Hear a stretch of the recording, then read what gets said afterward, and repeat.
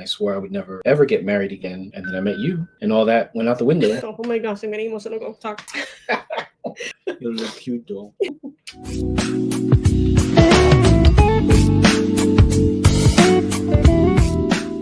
Hello, everyone. We're Real Talk with Ric and Gladys Diaz here on Love Chat with the Love Twins. We are celebrating, or we just celebrated yesterday, our 25th wedding anniversary, and we celebrated last week our 26-year meet-anniversary and our 26-year date-anniversary, which is also our kiss-anniversary, our first kiss.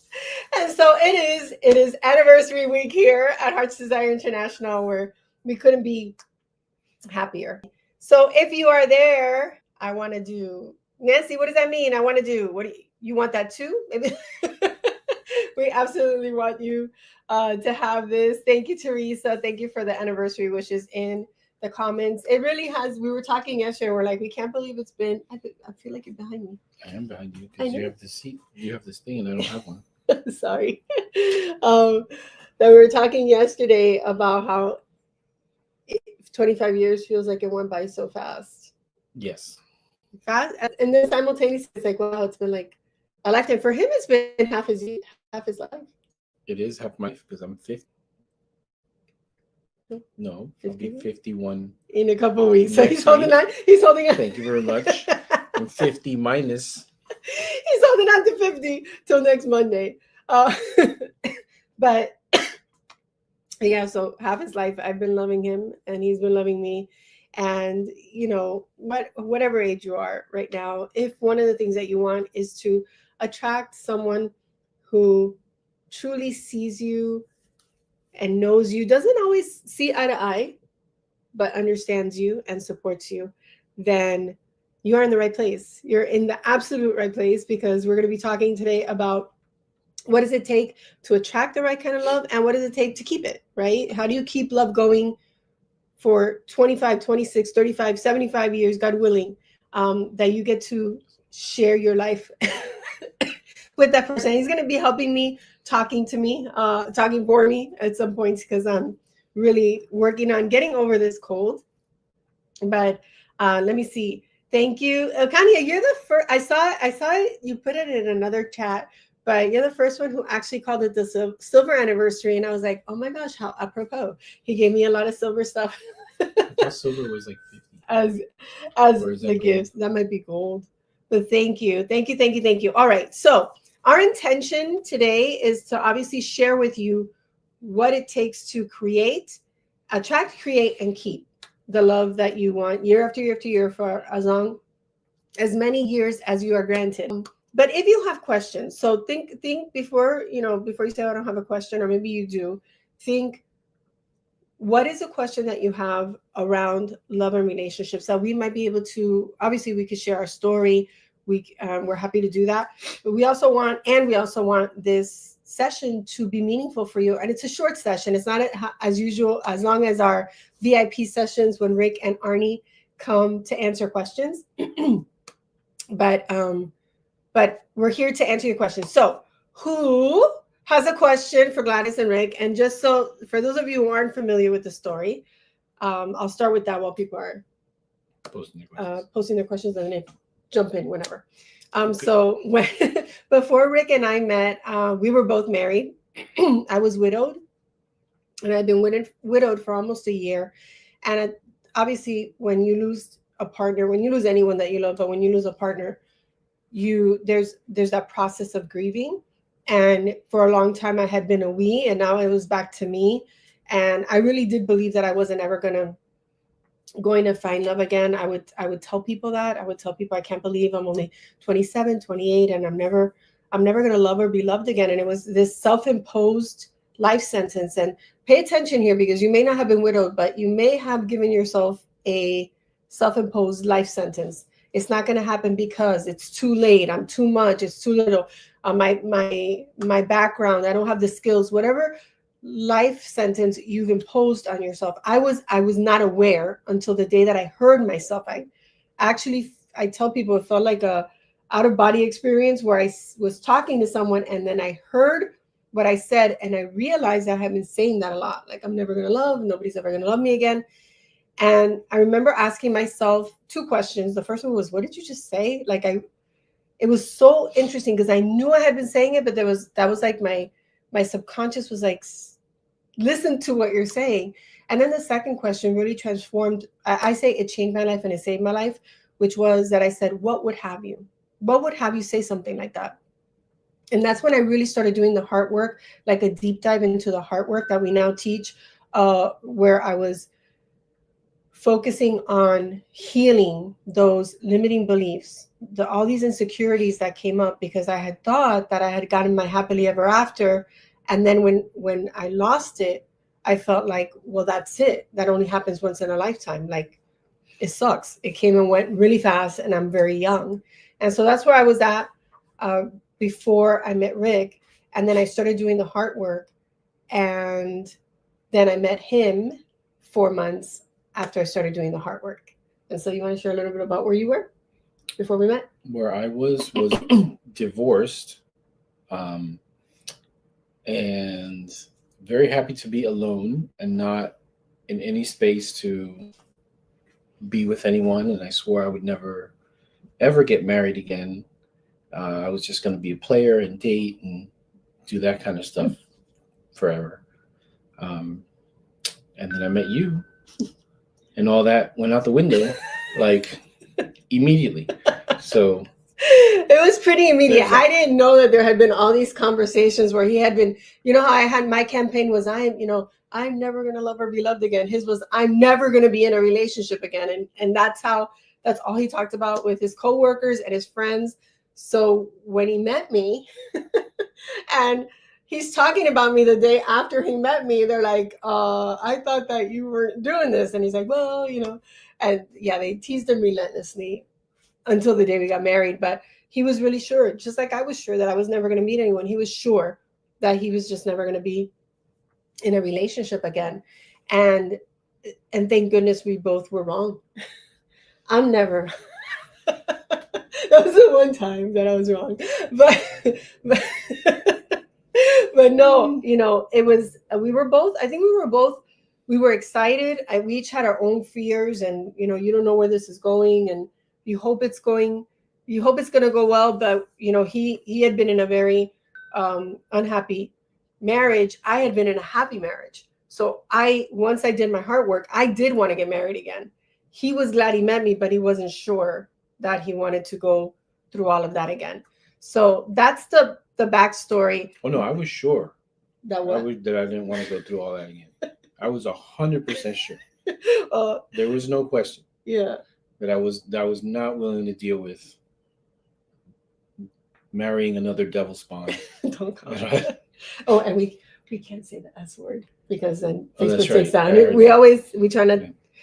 It always comes up, the S word, but we're not going to say it because one year they took down this very love chat with us to doing our anniversary show. That's right. And we never were able to get them to bring it back. We got to replace the word. We're just going to say the S word because I can't think like that on the spot, but if you come up with something brilliant, just whisper it in my ear. So. Okay, I have something, but it's dirty. So yeah, no, I don't want to get taken off Facebook. Okay, sorry. So this is also going to be on YouTube, and I don't know how strict they are. So, by the way, if you're on YouTube, hello, thank you for being a subscriber. Make sure you like, share, and hit that bell so you get your notifications. So, the day that we met, so that was the further backstory. The day that we met, that morning, I realized that I was being stood up, and I know that there's several women here who probably have. Not by me. No, not by him. I had done everything that I tell you all and teach you all not to do. I had pursued somebody. I was chasing him, and I had set up that we were going to go. Remember when my mom used to come from New York, that we were going to go and look at some hotels, and then why don't we just get dinner since we're there? And why don't we? And I was leading, and this guy, he was not a jerk. He had told me from the beginning that he's similar to somebody else. He didn't want to be in a committed relationship. He wasn't ready for that. But I didn't want to hear that. And I really liked him. And by that, when I set up the date, it was Wednesday. So I didn't hear from him. Maybe it was Tuesday. I didn't hear from him Wednesday. I didn't hear from him Thursday. By Friday morning at 9 o'clock, I realized that the date wasn't going to happen and that I had been stood up. Like he just completely ghosted me. And so back then I was working, I was coaching teachers, and my office, the only place they had was what is it called? A book room. So I was in the book room sobbing, and my best friend walked in and she's like, "What happened? Like, what's going on?" And I told her, "This is why. This is too hard. I'm never going to open my heart to love again. This is what." And she's like, that thing they're doing, that drama, we're not doing that. We're not doing that. He's not the right one. We're going to go dancing." And I was like, "I don't want to go dancing. We're going to go dancing. We're going to go reggae dancing." And I was like, "Oh, maybe." I love reggae dancing. So I was like, I just want to stay home. She's like, "Let's just go for a little while. You can come to my house, leave your car. We'll go together." Now I realized she was totally making it so I couldn't leave. I had to. She was my ride. And I'm so glad that my friend stood for me. She's like, "Look, this guy isn't the right guy. We can still have fun. You know, we'll stay for a little while and then we'll come home and you can stay over." And I kind of fought her the whole day. I was like, "I don't have anything to wear." I was 28 years old. I had never been to a club. "I don't have anything to wear. I don't even know what you wear to a club." So she was helping. Everything that she said, I was like pushing back against her. And then finally, when, this is all the way there in the car, all the way walking to the club. And when I finally get to the door, I remember the guy asked me for my card, my ID. And then I said, "You know what? If I'm here, I'm just going to have fun." Because I could hear the music and I was like, "I'm just going to have fun." And I stepped through the doorway and that's what I did.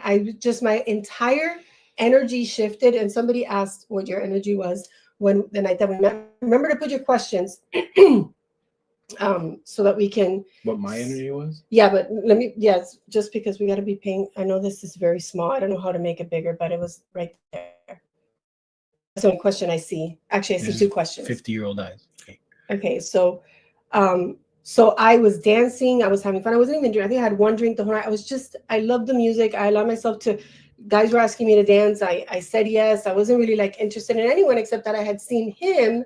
As soon as I walked in and my friend and I were ordering the one drink that we had all night, I saw him standing at the DJ booth. And he was standing there with his Corona and he was like, I was doing my dance. Yeah, like it. Being cool. And I was like, "Oh my God, that guy is so cute." And I told my friend, but the whole night we were like looking at each other, smiling while I was dancing with somebody else. And he did not ask me to dance. So she was dancing like everybody else. They can't hear you. Because she was dancing with everybody else. Because he didn't ask me to dance. Chicken or the egg, you tell me. So so we just kept looking at each other and smiling. And finally, my best friend had to go to school the next day. She was in a graduate program. And she's like, "All right, let's get ready to go." And I looked at him one more time. Now he was like on the other side of the dance floor. And I was like, "Man, I can't believe that guy didn't ask you to dance." So I looked over at him. No, I was at the bar. You were at the, oh yeah, I was diagonal. It was diagonal. Yeah. And I was like, "Man, I can't believe that guy didn't ask me to dance." So I'm looking for him and I see him and he's looking at me. So then it's like that awkward moment where you both catch each other looking at each other. And show them what you did. And I gave her the signal. What's the signal? He literally did that. And I was like, that literally was my face. And I just turned. First I smiled. I went like, and then I told my friend, "I'm not going over there. I'm not walking across the." But see, you're leaving out the important part. What's that you smiled. I did. That was the signal. That was the signal to you. That was the signal back, right? That it was safe. Signal. That's why then I went over there and her back was turned. So I surprised her. So my back is turned and I'm telling my friend, I am not walking over there. Like, I'm not going to be chased. I already chased one guy and I got stood up. So I'm saying this whole thing. And my friend's like nodding and then she's doing this. So where did she's like, her eyes are getting bigger.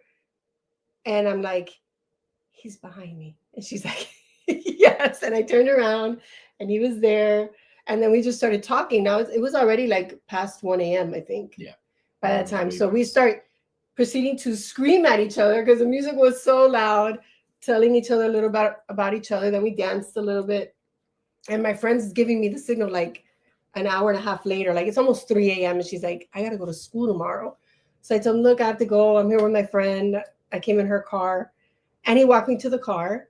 And then we gave each other like that hug that you're like, well, we don't really know each other, but.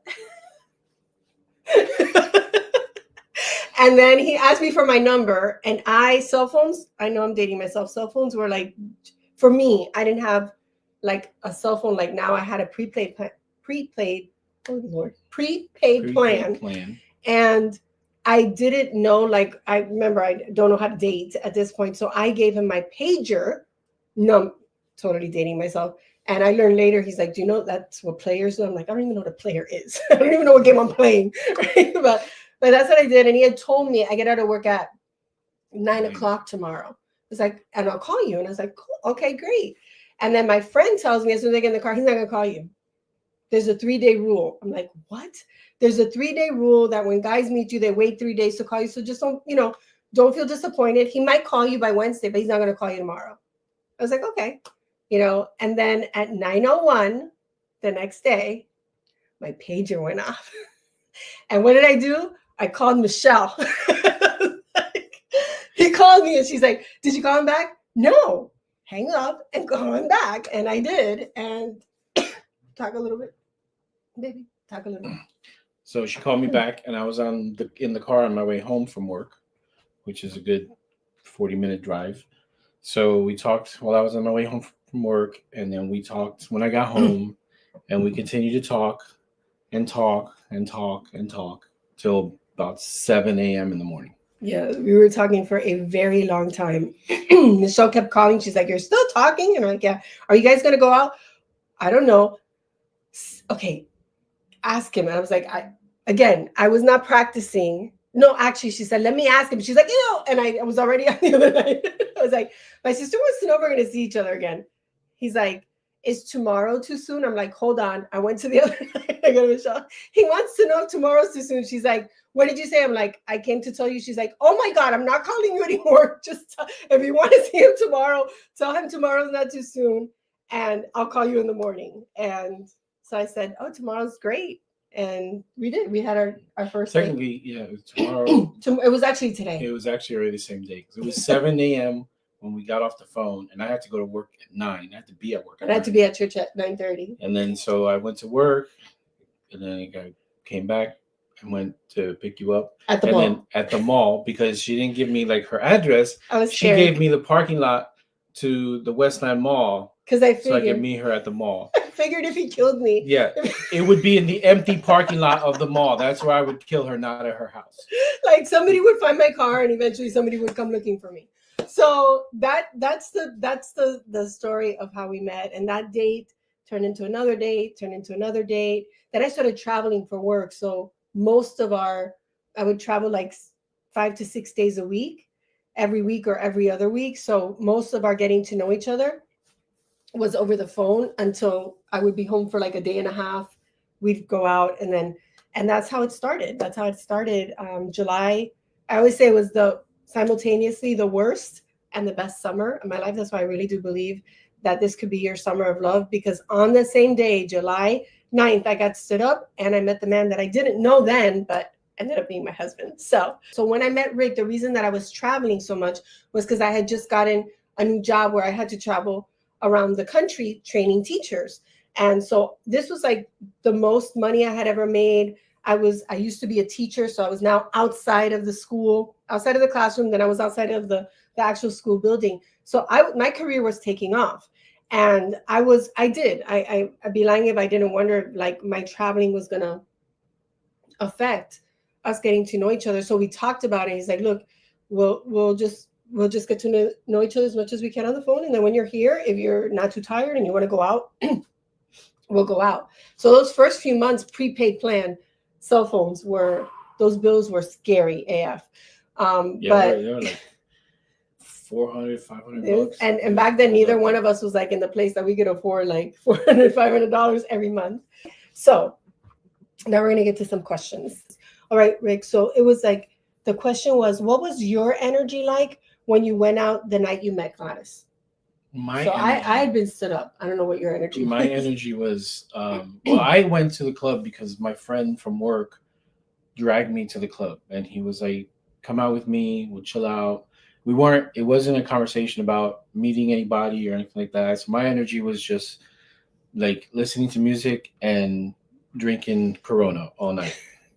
By the time I met you, I You were think I was very like, chill. You were right, like, yeah. I mean, that's all I was doing. I was just literally just bobbing to the music and drinking my Corona and chilling. So I didn't care to meet anybody or look for anybody or dance with anybody. Though my eyes always wander, so that's whatever. But that's my energy. That's what I was. I was just chill. I'm always chill. cool. And what was it that had you walk over? Because I know we were kidding around and with the head bomb and everything, but what was it? Because it really was the end of the night, and I know I was dancing. It was. Uh, Honestly, what I was, other than you know I found you attractive from the moment I saw you, which is mhm. why I kept looking at you. Otherwise, I wouldn't look at you. But when I did the head bob, right? It wasn't. It was an opening because you smiled at it, you laughed at it, so it wasn't rejection. It Ah, was that's what had me walk over. If you wouldn't have done that, we wouldn't have met. yeah. If your response would have been like, You're like awkward. Which is honestly, that's how I felt at first. I was like, oh my God, he's looking at me. And then I was like, when you did that, it was cute. I was like, oh my God, he really thinks I'm I gonna walk do over there. cute head nods. I What can I tell you? was like, I did. I thought it was cute, and I smiled at him, and then I told my friend, I'm not walking across a dance floor to. I'm not getting. That was really my thing. I'm not getting rejected twice. Was my thing. One day, one time is enough. But yeah, so thank you for the compliments. Let me see. Any other questions? What did you do to Rick Gladys? What did I do? I messed. Voodoo, or in Spanish is brujeria.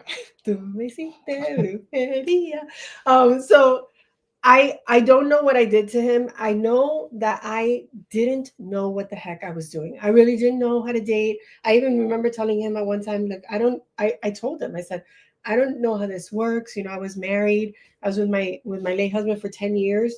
So I haven't dated since high school. Um, are you seeing other people? Like, I would never coach you all to do that. What I would coach you is to be authentic. Because I even asked him one time, somebody asked me, like, wasn't that like a controlling question? So I asked him, I said, did you think I was being controlling? And he's like, no, I thought it was adorable that you didn't you didn't have a clue what you were doing. I'm like, okay. So the man who's right for you is gonna think that your little quirks and the things that you think he's gonna think are dumb, he's gonna think they're adorable, Yeah, including your psychosis. to a limit, to an like extent. like the eggs, Like there's a there there's having to a be two eggs there's a next to each limit to the other. cycle of the cosis. The two eggs have to be together in the egg carton. It's a twin thing.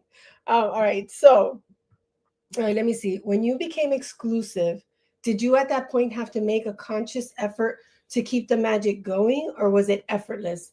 I think I know the answer. I want to make sure I don't get lazy. She's in a new relationship. She's one of our clients. Um, I don't want to get lazy in my relationship, even though it seems so effortless right now. Um, I think it was effortless. I actually think it becomes more like it takes more effort the longer you're together, Yeah, that might right? be what she's saying. Let me see. Oh yeah, because I was at Yeah. exclusive. Yeah, at Because exclusive. when you're new, even if you're new at exclusive, I think you're still discovering each other, and once you start, you're together for a long time, and all the little things that you hate about each other start getting on your nerves. Then you have to make a conscious effort to be like, I still love her. Right, and you have to think like, yes, that habit or that, I guess it would be a habit, or what is another word? Like, I can't think at this time of the day. Let me take a sip of coffee. How cold is that coffee? Well, my husband always warms it up for me, but I warmed it up right before I came. So, um, there's habits, there's little maybe comments or things like that that sometimes I don't like, that sometimes hurt my feelings, and we'll talk about them. Like yesterday, we had a conversation about something. I'm not going to go into it, but it was something that my feelings had gotten hurt, and I was like, "This is just how I feel, and this is what I would love." Not telling him what to do. This is not what I would love for you to do. This is what I would love. And he was so understanding, and he was so like sure, like I promise you I'm going to do my best. And that's all I want. But you're two different people with two different backgrounds, two different, we always talk about the woman getting her heart's desires, but the man also has his own desires, his own needs, his own wants, his likes and dislikes. So we have hearts too. yes, you do. And so, so you learn that about each other. And then when the things that you don't like come up, you can talk about them. But I don't talk to him about it like, I don't like that you blah, blah, because nobody wants to be at the receiving end of that kind of conversation where you're telling the other person everything that they did wrong. I'll say, I feel this way and here's what I need. And then he'll tell me, well, here's how I feel and here's what I need. And then we see where can we meet in the middle. It's not always 50-50. Sometimes the middle is one person's giving a little bit more than the other, but it's mutual. That's very different because sometimes a lot of the ladies that we work with, they feel like they're the ones that are always giving and giving and giving. That starts to build resentment. So you also, I think from a guy's perspective, remember that when you feel like you're giving and giving and giving, that's from your point of view, not from the full, your man could be thinking the same thing. Yeah. Right? From his point of view, he keeps giving and giving and giving and not getting back. So it's important to have those conversations.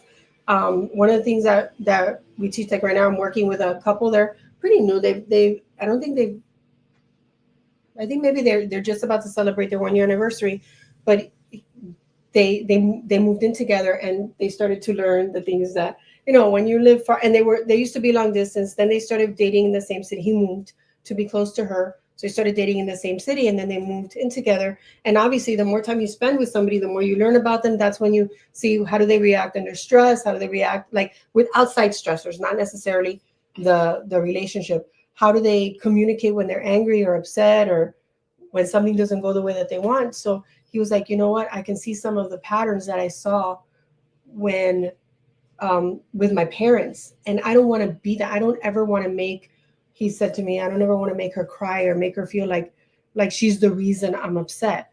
And so I was giving them coaching just this weekend on how do you have a conversation where you bring up something that might not be working and then create agreements. And agreements is not one person making the rules and the other person agreeing, right? It's here's what I need and how I feel and what I need. Then the other person shares, here's what I feel and what I need. And then you come together, you lay out all of those things and you say, okay, here's what you can count on from me. And then your partner says, here's what you can count on from me. And that is, when you do that regularly enough, you avoid things building and building and building to the point that then there's an explosion. So to Joni's point about getting lazy, there have been times when we haven't had those regular, I call them check-ins, and you can tell, right? Because then there's a little bit more arguing, there's a little bit less patience patience and understanding. So it's a good reminder to let's check in, because I also want to know what is working. We share what's working and what's not working and what can you count on me for, right? And then the other thing I wanted to say to Joe, because I just don't see any other questions. We're about to wrap up, so if you've got questions, put them in now. And I don't see any from my team. So can you check? Thank you. I know some people are saying, "Yay, dinosaur I see kid story." stuff, but I'm not 100% sure if it's a question because I'm blind. Yeah, it's like this teeny tiny on the screen, and I can't make it bigger. Maybe I can. Hold on. This isn't Zoom. Zoom you can't make bigger. Oh, look. Oh, look at that. You can see it. Me being all efficient and effective. Yeah, but now it's over there. Yeah, no, we can't see ourselves, but that's okay. All right, so let me see. Dinosaur Kiss story. Yeah. Teresa knows the story, but maybe we'll have a chance to share it because it is about our first date. But what I wanted to say about the thing about not getting lazy is even when it's the right fit, even when you've met your match, it really is important to be intentional. It doesn't have to be hard, but it does take some intention to keep the love alive, to keep your relationship front and center, because there's other things happening. Like at one point we had little ones. Then we had teenagers. Now we have 2 grown men. Like, we're in a brand new season that I am just not ready for right now. To have no more kiddos, right? And now we're helping them create their dreams, like we're helping them make their dreams come true, which is part of our dream, a dream we've always had, right? So being intentional is every day we both have a sign on our bathrooms, on our bathroom mirrors. Mirror. What does yours say? It says, Today. how can I show Gladys I love her today? Right. So his says, how will I show Gladys that I love her today? And mine says, how will I show Rick that I love him today? And that it's just a daily a visual reminder that I get to show him that I love him today. So what I was saying about the coffee, like, he makes my coffee every morning. I would say 99% of the time, my coffee is either waiting for me in the microwave or he brings it to me. People can say, oh, that's just a little thing. It's a little thing 26 years in. It means a lot to me. It means I feel taken care of. I feel like it's just like a sweet little gesture. And when he used to travel for work and he wasn't here, man, did I miss my coffee. And I can never make it taste the way he does. I was gonna say also she doesn't make coffee very good. So there's I don't. All right. So that I wanted to speak into that. And gosh, there was something else I wanted to say. Are there any other questions? I don't know. Oh, Joni says that's a great answer. I'm glad. I don't know what corks. Oh, corks. You mean like you're corking champagne? No, like corkiness. Oh, quirks. Yeah, like quirks. You could mention before about your. Got it. I'm thinking like champagne. I don't know. Whatever. That's one of my quirks. I make stuff up.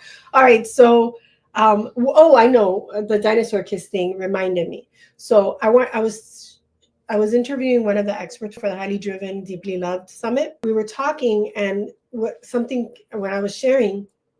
Oh, she was sharing how she was in a relationship before.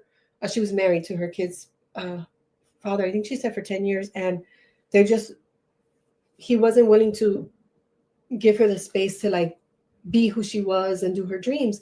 And then so we were talking about like what was different the second time, and one of the things that she shared was that they really matched on their values.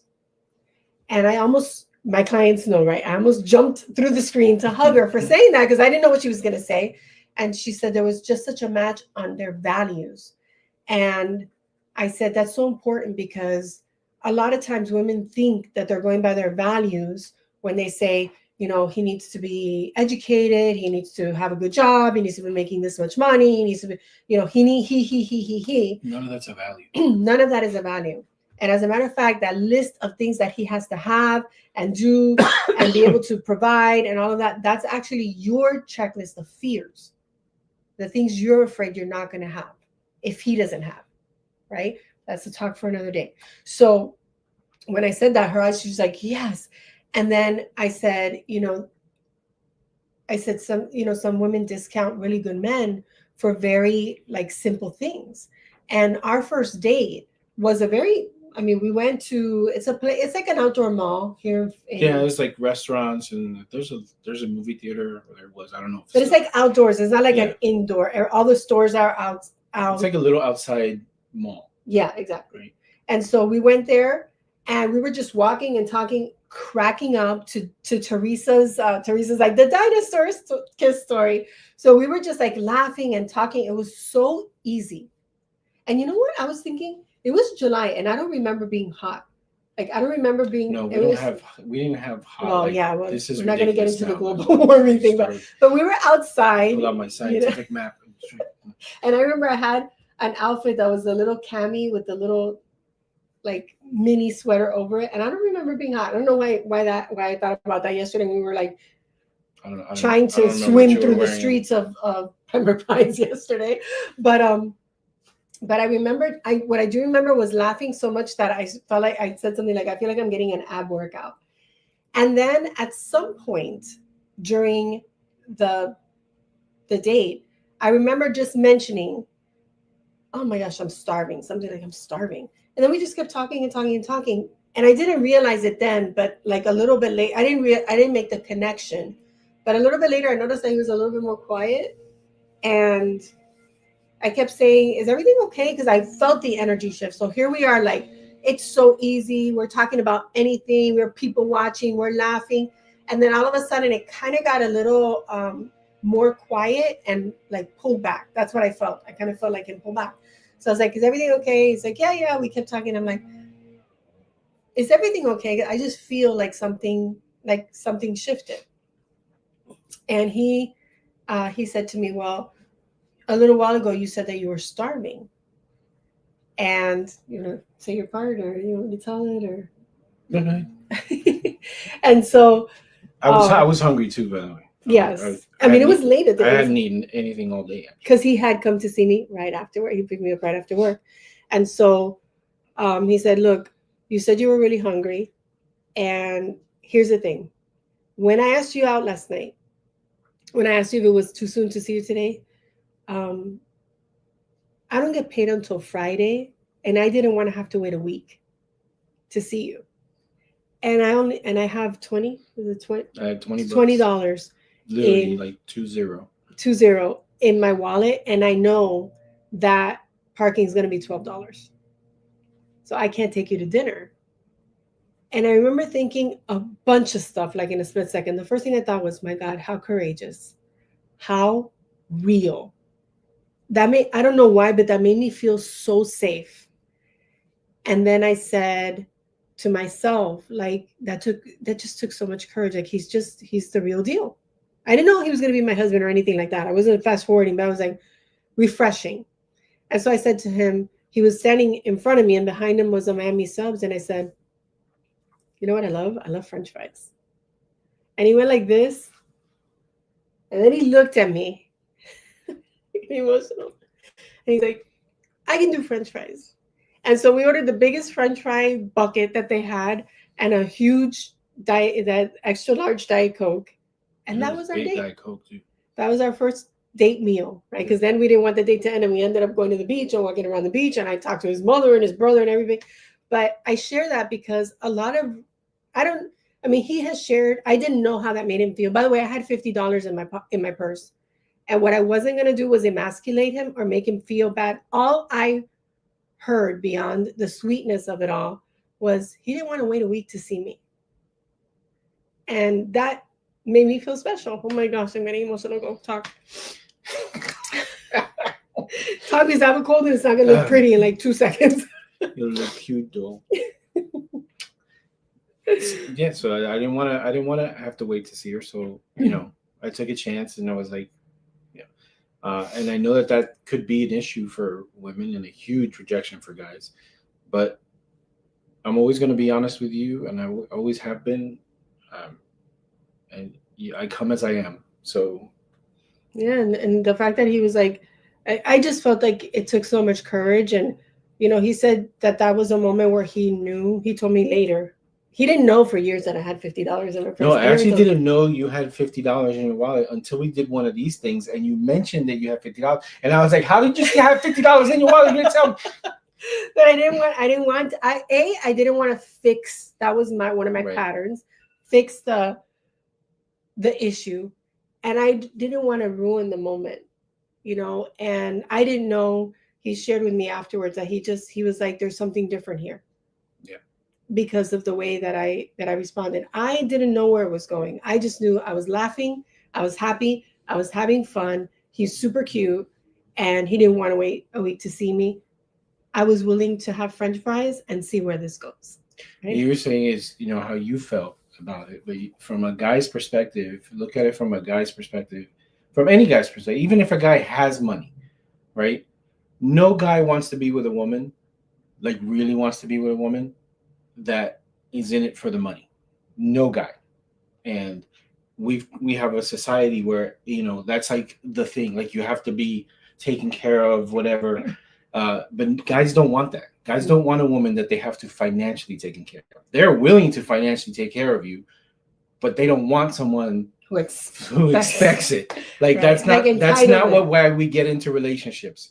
So that even if I had the money, like I still would have been like, this is the perfect woman, because you made me feel like just okay to be me, right? And yeah, I wasn't making money back then. I worked paycheck to paycheck, and I worked on commission selling furniture, and I made what I could. But I tell you what I did do after that was I stepped up my sales, right? Because he had to take your girlfriend out. But it inspired him, right? And you always want to be the kind of woman who inspires, not requires. And look, I was, like I told you, I was making more. I was about to start. I hadn't started the job yet to start making more money. This was a first date. I wasn't thinking about any of that. And a lot of women will discount the person who's like, oh, he can't provide, or whatever they make up. All I was present. In the present moment, it felt great. In the present moment, I felt special. And in the present moment, I didn't want to ruin that moment by trying to fix it, because that was, remember I told you all that I was doing my heart work the 4 months before I met him. So that was one of the things that I noticed before my late husband, was that I always attracted men who treated me badly. That was one of the reasons I would say I'm never going to love or be loved again, because I thought that I was only going to meet men who treated me badly, right? That was my one and done, like once in a lifetime. And now I say I've had the privilege of having 2 once in a lifetime loves, because they're completely different. This has been most of my life with him, and I didn't discount it. So I wanted to share that. I know Teresa prompted it with the dinosaur kiss, and all the dinosaur kiss story is that we were laughing and talking. He's like, what is it that you said? How did it start? I don't remember how it started. Because you didn't say, can I give you? I said, have you ever had a dinosaur? Have you ever had a dinosaur kiss? So he was, and I said no, and he's like, would you like one? And I was like, okay. No idea. And in that moment, this was before the whole I'm starving and our first real kiss, because that one he did ask me if he could kiss me, and I was like, he's like, no, not a dinosaur kiss, a real kiss. But what he did, he says, do you want one? I'm like, okay. And he proceeded to lick my face. No, it's okay. We can just pretend and do the simulation, the AI simulation. He just licked my face from my jaw to my temple. I was just like, and I just stood there looking at him, and then we both just lost it. I was like, I was not expecting that at all. Okay, not sure I like that, but thank you. And then when he asked me if he could kiss me, I was like, he's like, no, not a dinosaur kiss, a real kiss. And I was like, yes, I would absolutely love that. So that's the dinosaur kiss story. And then I gave her the Ric special. The kiss. Ladies, I had been married and I had been kissed before, but that man kissed me. I literally had to sit down. I felt like my knees buckled, and I had to sit down and catch my breath, because I was like, okay, we definitely get to have public dates. That's where we went. We went to the beach and everything, because I was like, holy moly. All right, so let me see. Thank you, Teresa. Can you tell me which days the Irresistible Woman Live is? So it's in put it there. Okay. I was gonna say I know it's in October, but I have the dates. Thank you, Diane. I hope that you enjoyed today's special love chat with the Love Twins. Thank you, babe, Anniversary chat. Our anniversary chat, and thank you for being here, and thank you for sharing your life with me. And oh my gosh, why am I so emotional today? And until our hearts meet again, always remember that you are loved. Bye for now.